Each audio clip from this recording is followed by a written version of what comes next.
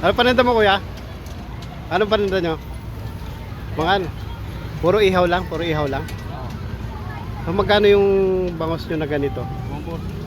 140 sa mga laman na ganyan. Ah, okay. Ayos to kuya ha. Ah, sige, sama kita sa vlog kuya ha.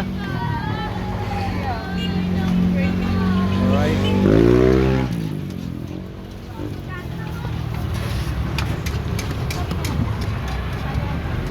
So ito guys, panganang. Ito yung panganang ano guys, panganang tuna. So 250. May 175. Ayan o.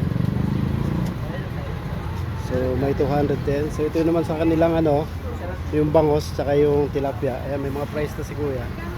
Ayan, so napakaraming paninda nito ni boss. 120.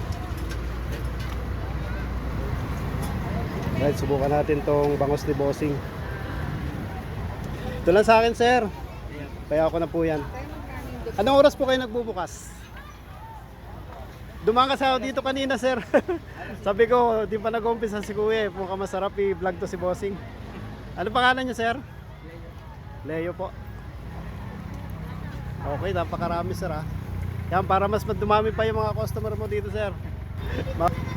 Ayan guys oh, yung mga gustong pumunta dito. So dito lang yan sa tulay ng Zamora. Ayan, so madadaanan nyo lang to si Sir Leo. Napakaraming customer kanina guys. So naabutan ko. Ayan, duman ako kanina dito mga alas 5. So wala pa. So halos ngayon pa lang si bossing nag-start. So ito yung oras natin guys. Alas 6:23 na. So halos kakasalang lang ni bossing. So, napakarami guys oh. So marami kasi yung pagpipilian dito. So laman ng ito yung laman ng baboy naman to. So meron din silang mga iba't ibang klaseng ano, isda. Ayan. Alright, puntahan nyo na si bossing dito, si Sir Leo.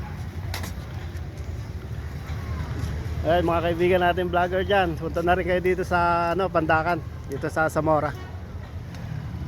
Alright, so yun lang guys. So abangan nyo i-upload natin tong video na to sa Noydens Vlog 2.0.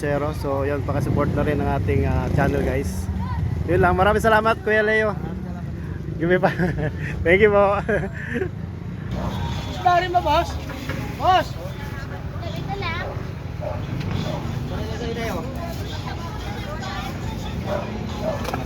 Pwede ah.